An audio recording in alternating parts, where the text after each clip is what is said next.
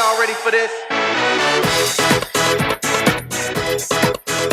Well, if you were with us this past weekend, Cole showed a cool little video clip, and Carolina was just very emphatically saying, "This is that, this is that." So it's funny, really cute. I want to entitle week 6 of our V groups, "This is that." Jesus couldn't be more clear. This is that. He said, I'm telling you this so that you will be ready, which is exactly what the name of our series has been. Ready.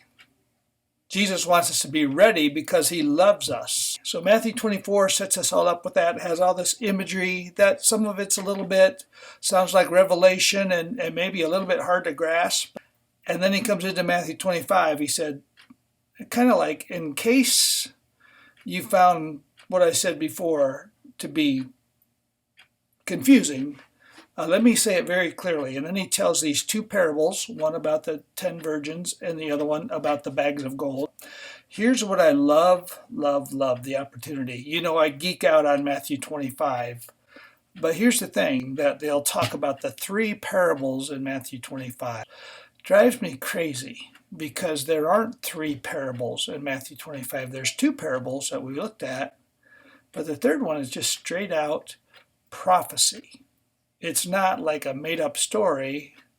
It's Jesus coming right into it saying, this is what's going to happen. This is that. Matthew 25, talking about the prophecy involving the imagery of the sheep and the goats. It's talking about all nations.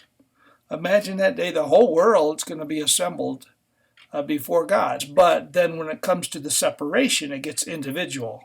The people will be separated into 2 groups. And in this case, the imagery is used between sheep and goats. The sheep he puts on the right, the goats he puts on the left. I want you to take a minute and just imagine this scene. We know that the wide road is where the majority of people are. So really in these 2 groupings, there's going to be a few people on his right comparatively to a whole bunch of people on his left. We can stop and learn something right there. Recently in the airport, we had to change planes. And so the whole group in the airport left one plane, came back up the chute, went out into the airport, walked way across the airport to a different gate to get ready to board another plane. When we did that, we're all kind of looking at each other to be assured, these people look familiar. I know I'm on the right track because I'm following all these other people that are doing the same thing as me, and it worked. We all found our way to the right gate by kind of looking at each other going, we're all on the right path, right? That works great on the airport, but it doesn't work great in life. And Jesus is basically telling us this. When we look around and see what the majority is doing or the wide road is doing, that's when we go, I don't know, I'm supposed to be on the narrow road. I'm supposed to be part of the minority. My standards, my choices, you can break it right down to my actions, my vocabulary, my emotions, my priorities, my everything is set apart from what the majority is. So if you sometimes feel like, everybody at work's different than me, everybody in my family's different than me, everybody in my neighborhood's different than me, that's almost something we should look at and go, I must be on the right pathway then. And then you just can't look at it any other way. There's judgment. Yes, we have grace in life, but we also have a time of judgment. We will stand before God. We will be judged by how we lived. We will. And sometimes people have come to a place where they've gone, I don't know, with all this grace and stuff that Jesus promises, do we still get judged? Yes, we do. Jesus said, I'm telling you these things so you'll know. Don't be caught off guard. I didn't know I was going to be judged. Yes, I told you so clearly. You will be judged.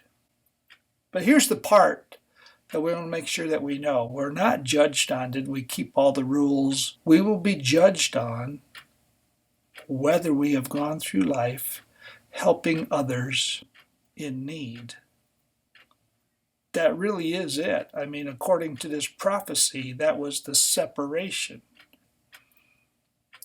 And so you may say, some people are just so compassionate, they feel they can't walk by somebody in need without just feeling like they have to help. That's compassion. But Jesus isn't even talking about compassion. He's talking about action. So even if we aren't necessarily inclined to see and help people in need around us, we don't have to feel compassion. We still just need to know that's what God wants me to do. I may have to write it down. I may have to make a list. I may have to get accountability. So in my life, I am that kind of person. And so I do. That's why I look for opportunities at Gospel Rescue Mission, going to the prisons to help. Backpack event could be one of those things that we do here at Vision. Ethiopia, all those things I can do. Doesn't matter how I feel. I can do those things. And I know I'll stand before God someday and be judged according to whether I did or I didn't. Pretty simple, right? One more thing before we go on this, because Jesus does actually say, these brothers and sisters of mine. And there's all kinds of commentary. Well, does that mean we just help Christian people? Or do we help everybody? And that sounds like just a good man-made discussion, right? Doesn't it? And I've often said, whenever we hear thunder, it's God rolling his eyes like, come on. At first I have to discern if this person is a follower of Christ or not before I give them hygienic items or food. That's ridiculous. We have a heart where we go out and we see people in need. It's not our job to judge whether they're believers or Christians or not. We can be really wise about it. That's the whole deal. We got to discern and be wise about how we help and help people to the best of our ability. Vision Church, here to help. Very simple. This is that. We are here to help. And if we get a chance to extend that conversation, we'll say we are here to help in the love of Jesus Christ. Remember, we want people to ask us why. Why are you helping me? Talk about kicking a door open. I'm helping you because I am practicing the love of Jesus Christ.